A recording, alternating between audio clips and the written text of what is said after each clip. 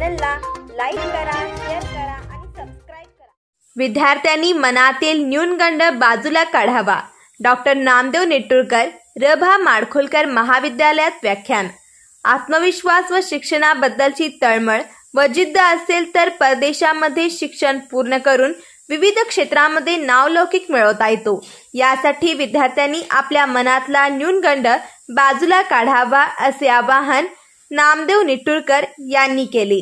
ते चंदगड येथील र.भा. माडखोलकर महाविद्यालयाच्या करिअर गायडन्स व प्लेसमेंट सेलच्या वतीने आयोजित करण्यात आलेल्या कार्यक्रमात बोलत होते।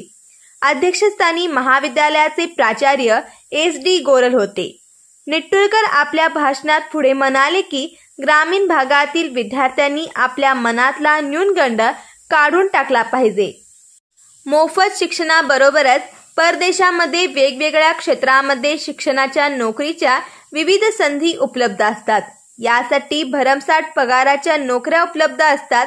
याचा लाभ घेण्यासाठी विद्यार्थ्यांनी दक्ष असले पाहिजे असे सांगितले।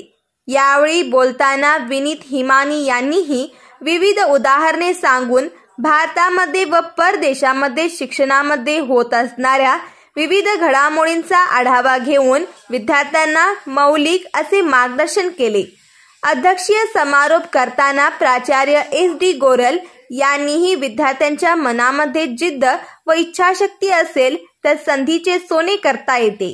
यासाठी विद्यार्थ्यांनी सतत कार्यरत राहण्याचे आवाहन केले।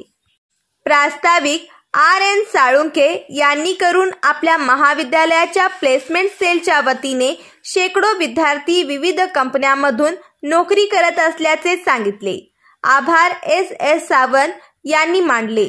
या कार्यक्रमाला K.N. Nikam, S.N. Patil, G.Y. Kamble, प्राध्यापक S.V. कुलकर्णी यांच्यासह बहुसंख्य विद्यार्थी मोठ्या संख्येने उपस्थित होते।